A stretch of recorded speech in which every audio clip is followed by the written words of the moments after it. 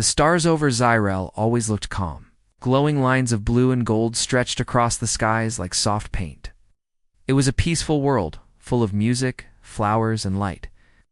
Princess Elnira stood on her balcony wearing her silk robes, her silver eyes looking up. To her, the galaxy was full of wonder, but also full of nonsense. Old stories filled her childhood, and none made her roll her eyes more than the tales of humans. They were described as short-lived, emotional, wild, powerful.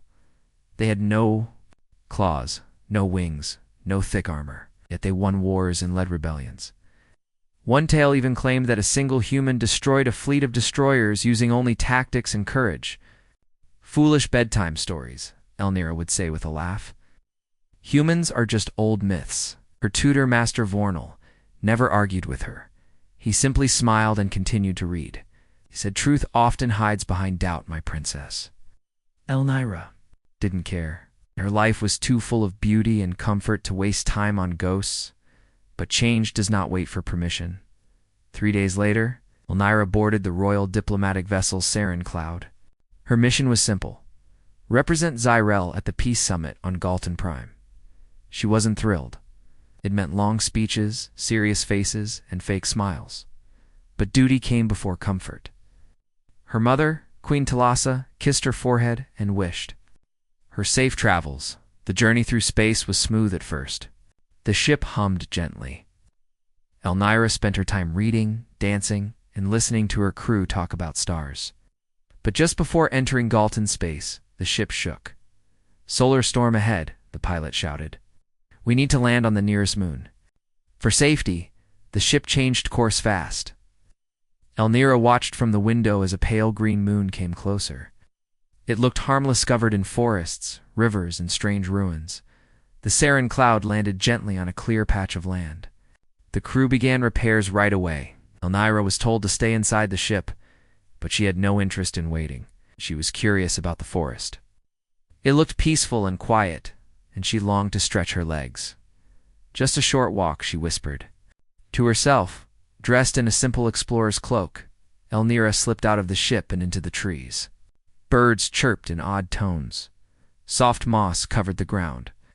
The air smelled different, earthy, and full of mystery. As she walked deeper, she found an old stone path. It led to what looked like broken buildings covered in vines, ruins, something about them felt old and strong, like they had survived many storms. Then she heard a quiet sound behind her.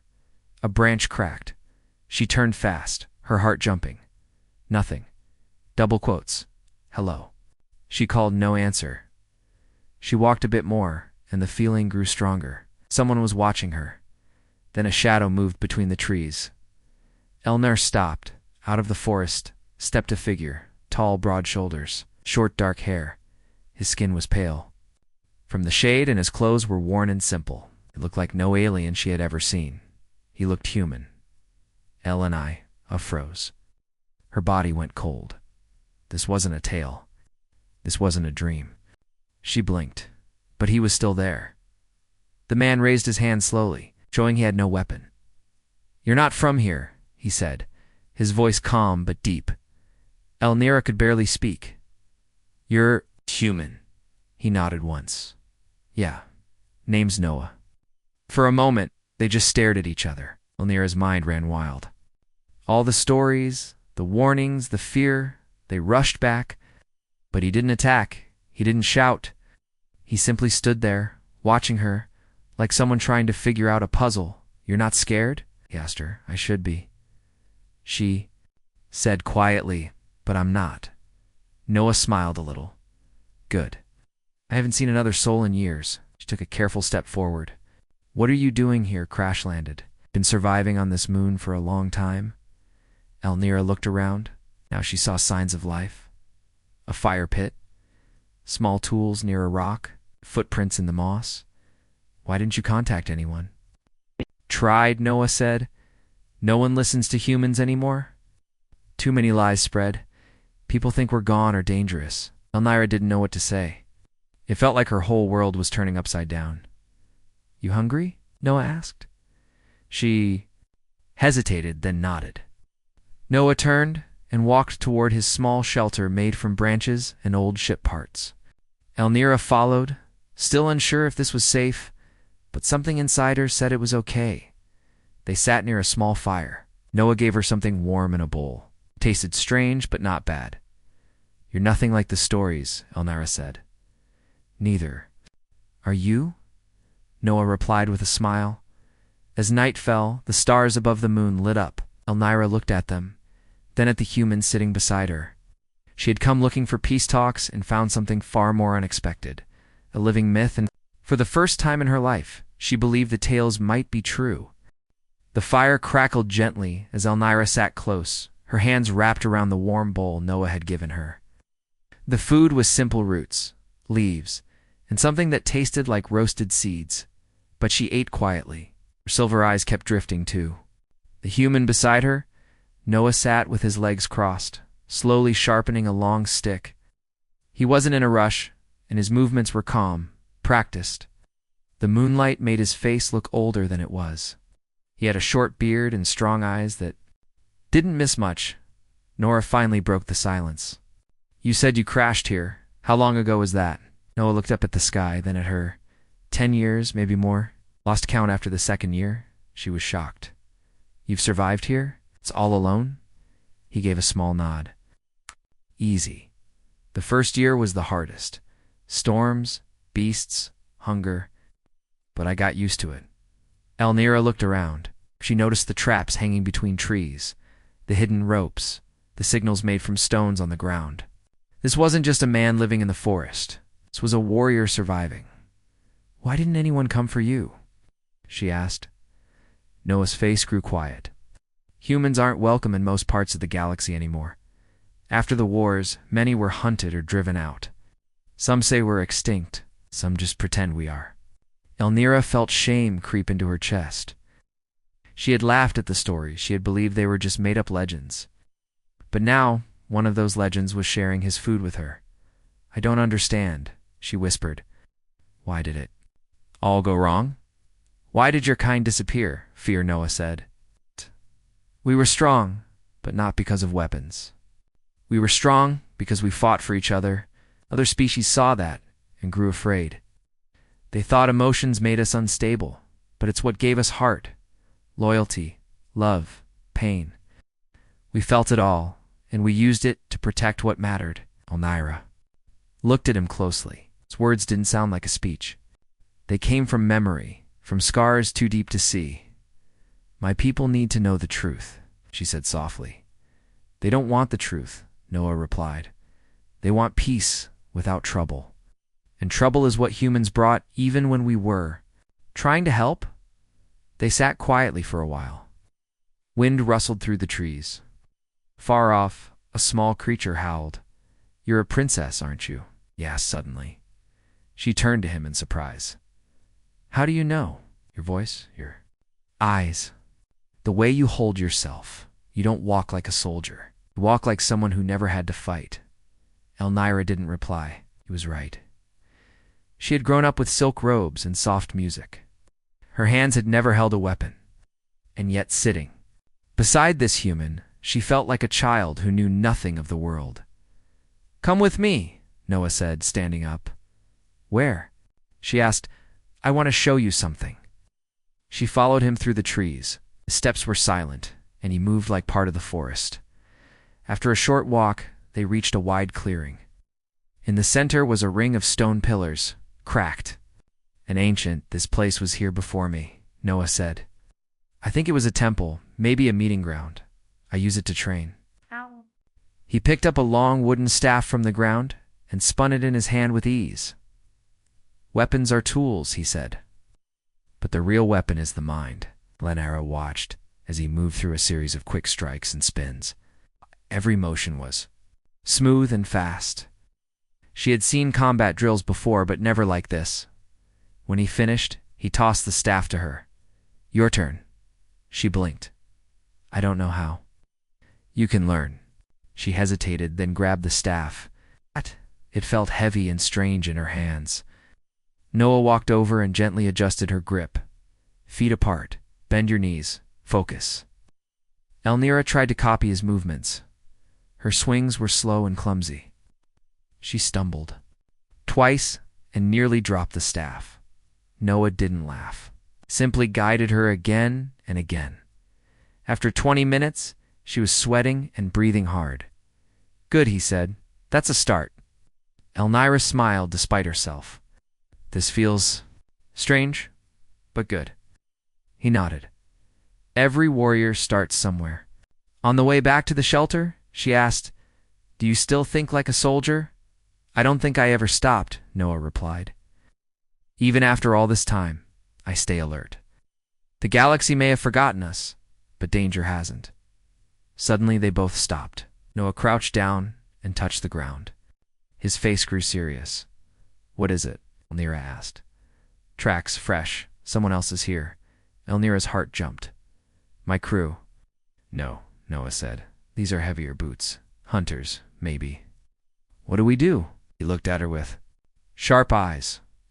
"We prepare. If they're here for me, they won't be friendly." Elnira followed him quickly. They returned to his camp, and Noah began checking his traps, sharpening weapons, and hiding supplies. "Why would anyone hunt you?" Elnira asked. "Because I'm the last known human warrior," he said, "and some people want to make sure the last one disappears." Elnira felt a chill. She had thought this place was quiet, safe. Now she realized how close the past was to catching up, but instead of running, she stayed. She picked up a second staff and stood beside Noah. "Teach me more," she said. He looked at her, then gave a small nod. "All right, princess. Let's begin." The next morning, sunlight slipped through the trees, painting golden lines across the forest floor. Birds chirped in strange patterns. The wind carried the soft scent of leaves and rain. Elnira stood with her feet apart, holding the wooden staff Noah had given her. She was not a warrior. Not yet, but she was learning. "Again," Noah said, his voice calm. Elnira swung the staff in front of her. Her movements were slow, but more balanced than before. She was still not fast, still not strong. But she wasn't the same soft princess. Who had walked into this forest? "Don't just move," Noah said, circling her. "Think. Listen. Feel your center." She tried again, and this time her strike hit the training post with a sharp thwack. Noah gave a small nod. "Better." Elnira wiped sweat from her forehead. Her arms ached, but her heart felt steady. "Do you train every day?" she asked. "I used to," Noah said. "Back when I had a team. Now it's just me." He walked to a stump and sat down, sharpening a long hunting blade. Elnira sat beside him, her legs tired from training. "What was it like?" she asked, "being part of a human squad?" Noah paused for a moment. His eyes looked distant. "We were like a family," he said. "Different backgrounds, different stories, but we fought together. We trusted each other." Elnira listened. "Quietly," my commander once said. Noah continued, "You don't need to be fearless. You just need to stand when it matters." "I like that," she whispered. They ate a quiet meal together. Noah had caught something the night before, some small creature with soft meat. He cooked it over the fire, mixing it with herbs and root paste. Elnira had never eaten like this before, but she didn't complain. She was beginning to understand that survival was simple but powerful. After the meal, Noah showed her how to set traps. They crouched beside trees, tying wires, placing sharp stones, and brushing leaves to hide the signs. "These are not just for animals," Noah said. "They'll slow down anyone who tries to follow." Elnira nodded, focused but deep inside. Worry grew in her chest. "What if the ones coming aren't just hunters?" she asked. "Then we defend," Noah said simply. That night, they heard it low hums in the sky. Elnira stepped out of the shelter and looked up. Small lights moved. Between the stars, ships, fast ones. "They're close," Noah said beside her. "How do you know they're not my people?" He shook his head. "Your cruise ship made soft landings. These are hunting scouts. Silent and fast, bounty style." Elnira's throat felt tight. "Why now?" "Your ship's emergency signal," Noah said. "It must have pinged someone." "Listening. They'll come for me," she said. "No," Noah said. "They'll come for me. But they might take you too, just to make sure the galaxy stays quiet. Elnira clenched her fists. I'm not going back as a prisoner. And I won't let them take you. He looked at her carefully. You're brave, princess. Bravery is what humans are known for, she said, and gave him a small smile. Noah turned serious. We prepare now. We may not win, but we won't fall easily. The next morning, they moved deeper into the forest. Noah had a hidden cave, covered by vines and rocks. Inside were supplies, old tools, dried food, maps drawn by hand. He handed Elnira a smaller weapon. This blade is yours now. Elnira held it tight. It felt strange in her hand, but she didn't let go. They spent the day building traps. Wires, logs, pitzel placed between trees and along paths. Noah explained every move, and Elnira followed. Without complaint, as the sun began to fall, Noah pointed to the ridge above the clearing. They'll land there. They always pick high ground. How many do you think? She asked. Maybe 6? Maybe more. Just us two. Just us, he said. Eleanor looked up at the sky. The first star appeared. Noah. If something happens to me, don't. Say it, he cut in. You stand, you fight, like a warrior. Elnira nodded slowly, like a warrior. That night, the ships came. They landed without sound, lightless and sleek. The hunters wore dark armor with glowing red lines. They move like shadows. Elnira and Noah watched from the trees. They're splitting up, Noah whispered. 3 to the west, 3 to the ruins. What do we do? Divide them, confuse them, strike fast. Elnira took a deep breath. This was real. This wasn't. Training, she followed Noah's plan. One hunter stepped into a trap, and a sharp log swung down, knocking him flat. Another tripped into a pit. The third turned just in time to face Elnira's blade. He blocked it fast, stronger than she expected. But she remembered Noah's words, don't rely on strength, rely on balance. She ducked under his swing and cut his side. He shouted, swinging wildly. Suddenly Noah appeared, kicking him down and finishing the fight. At his hands shook, but she didn't drop the blade. You did good, Noah said. But more were coming. Red lights moved through the trees. One fired a plasma shot, hit a tree, burning a hole. Run. Noah shouted, and they both dashed through the woods. They reached the stone ring. Noah turned, grabbed a metal rod from his shelter, and faced the incoming hunters. Elnir stood beside him, blade ready. We stand here, she said, together. He replied. The fight that followed was fierce. Blinding lights, fast movement, sounds of weapons clashing. But Noah was faster, sharper, like a storm in human form. Nira fought beside him, blocking, striking, dodging. She took a hit to her shoulder but stayed standing. When the last hunter fell, the forest was silent. Elnira dropped to her knees, breathing hard. Noah knelt beside her. You're hurt, he said. Just a scratch, she whispered. Noah looked at the fallen hunters. They won't stop. More will come. Then we fight again, Elnira said. He smiled faintly. You really are different. Now, she looked at him. Maybe the stories were right. Humans are strong. But so are those who stand with them. The forest seemed quieter after the battle, but Elnira knew danger still lurked. The hunters might have retreated for now, but they would return. She sat beside Noah, her shoulder aching where she had been hit. He carefully cleaned the wound. With water from a small flask, this will heal fast, Noah said. Humans recover quickly. Elnira nodded, watching him work. She had never thought a human could be so gentle. His hands were steady, kind, but also strong. Why do they want? You so badly? She asked quietly. Noah sighed. Because I'm the last known human warrior. They want to erase the last trace of what humans once were.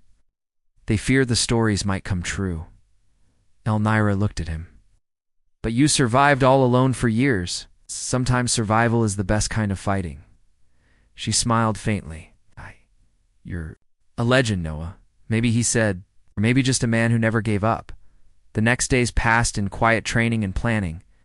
Elnira learned to move faster, to strike harder, and to think like a soldier. Noah was patient, teaching her every lesson he knew: how to read the wind, how to stay hidden, how to keep calm in fear. One evening, as the sun set behind the trees, Noah shared more of his story. "We humans used to fight wars not just with weapons, but with heart," he said. "We cared deeply for friends, for family, for home. That made us strong and dangerous." Elnira listened, imagining a galaxy where humans once stood tall among stars, feared and respected. Then something changed. Noah continued. Fear turned to hate. Wars grew cruel, and humans were hunted like animals. Why? Lau asked. "Because others were afraid of what they didn't understand," Noah said, "and afraid of what humans might become." Elnira thought about her own world. How often had her people feared the unknown? How often had myths blinded them to truth? "Your people lost much," she said softly. "Yes," Noah said, "but some still fight. Some still hope." Elnira stood, looking out at the stars now shining bright in the sky. "I want to help," she said. Noah looked surprised. "Help how?" "By showing my people the truth. By telling them about you, about humans. Not as myths, but as real warriors." He smiled. That would be something. But peace was fragile. One morning, the quiet was shattered by loud noises and shouting. Elnira woke to find the hunters had returned, stronger and more organized. "They found us," Noah said. Elnira felt fear, but also determination. "We won't run this time." They prepared quickly. Traps were set, weapons were ready. The forest became a battlefield once more. The hunters moved in, but this time Elnira was ready. She fought with skill and courage, striking with the blade Noah had given her. Noah moved like a shadow, taking down enemies with swift precision. The battle was long and hard. Elnira took a hit to her leg, but kept moving. Noah fought beside her, never letting her fall. When the last hunter lay defeated, Elnira and Noah stood side by side, breathing heavily. "You're no longer just a princess," Noah said. "You're a warrior." Elnira smiled through the pain. "And you're the legend I never believed in." As the days passed, Elnira sent messages to her ship, explaining the truth about humans and the danger they faced. Her crew was shocked, but understood the urgency. With their help, Elnira and Noah planned to leave the moon and return to Zyrel, where the truth could be told. The journey would be dangerous, but together they were ready. The story of the alien princess and the human warrior was only beginning. The morning sun broke through the dense forest canopy, casting long shadows across the ground where Elnira and Noah prepared for their journey. The air was crisp, filled with the scents of pine and damp earth. The royal ship waited in the clearing, engines humming softly. The crew was busy repairing the last of the damage from the storm that had brought them here. Elnira moved quietly, her steps steady, but filled with new strength. The past weeks had changed her. She was no longer just a princess, wrapped in silk and stories. She had become a fighter, a survivor. Beside her, Noah packed his few belongings, his eyes sharp and watchful. "We leave soon," Noah said, his voice low but steady. Elnira nodded. "The council must hear the truth. Humans are not gone. They are alive, and they still fight." The crew gathered, some looking curious, others wary. Many had heard the tales of humans, but no one had ever seen one. Now their princess stood. Before them, a changed woman, standing next to the last human warrior, Captain Viren. A tall man with a stern face stepped forward. "Princess, are you sure this is wise? Humans have been blamed for so much pain across the galaxy." Elnira looked at him, then at Noah. "We have to be brave. Hiding the truth will only make fear grow." Noah spoke quietly. "I don't expect everyone to trust me, but I promise to protect Zyrel. I fight for those who cannot fight for themselves." The captain nodded slowly. "Then we will stand with you." As the ship lifted off, Elnira and Noah watched the moon grow smaller beneath them. The journey back to Zyrel was tense. Scouts and sensors watched the stars. Looking for signs of danger, Noah shared stories of human battles, of hope and loss, of friends who became family. Elnira listened, fascinated by the strength of a people she had once thought mythical. Humans. Don't give up, Noah said. Even when the galaxy turns its back, Elnira smiled softly. Neither do I. When the ship finally entered Zarelian space, the royal palace was ready. The council chamber filled with elders and leaders there. Faces a mix of curiosity and doubt, Dadanaya stood before them, her voice clear and strong. I bring you truth. Humans are not myths. They live, they fight, and they can be allies. She told the council about Noah, about the moon, about the hunters who chased him. She spoke of fear and misunderstanding that had kept their peoples apart. Some elders whispered among themselves, others looked skeptical. But Elnira's eyes burned with conviction. Noah stepped forward. I am here to protect this world, to prove that humans can be trusted. Weeks passed as the council debated. Some feared the old stories of war and destruction.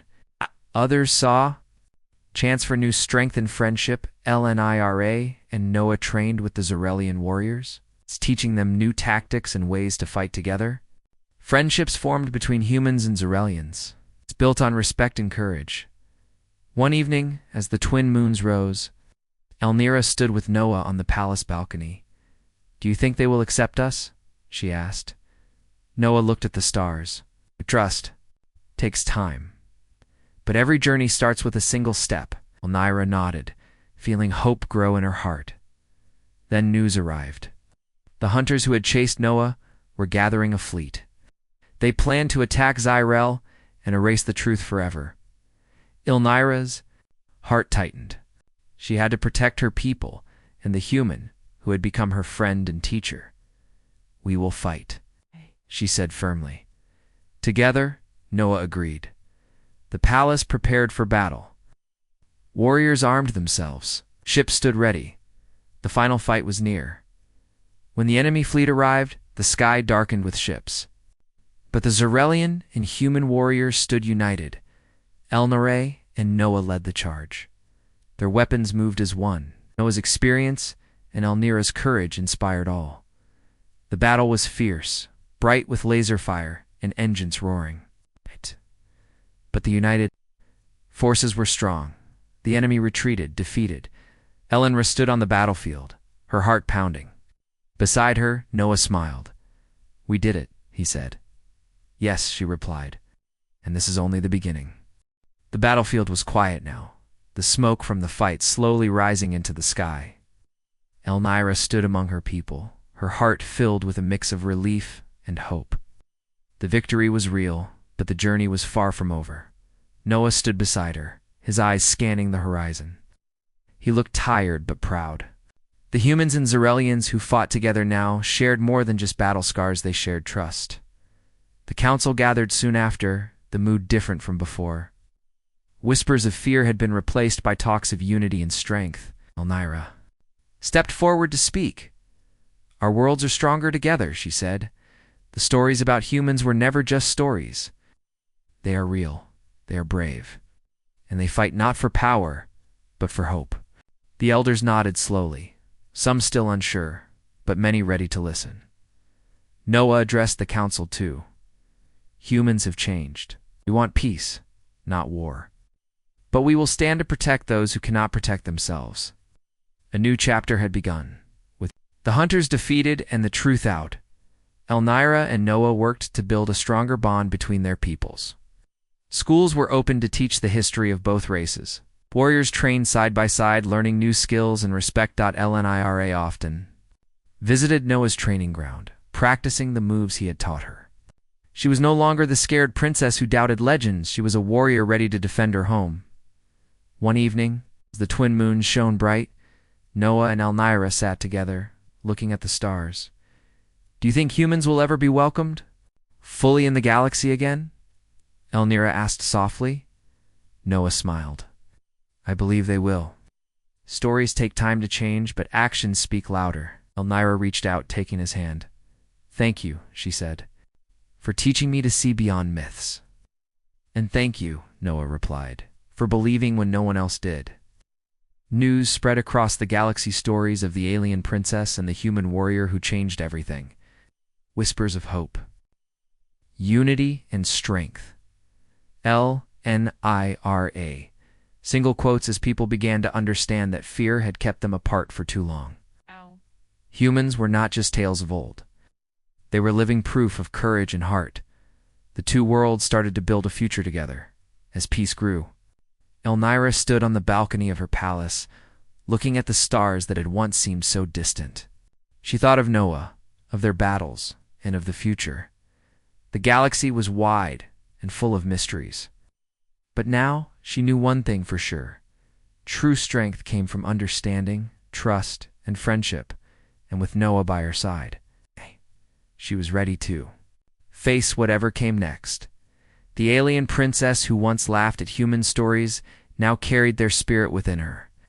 The last human warrior was no longer alone. Together, they had rewritten the stars, and their tale would be told for generations.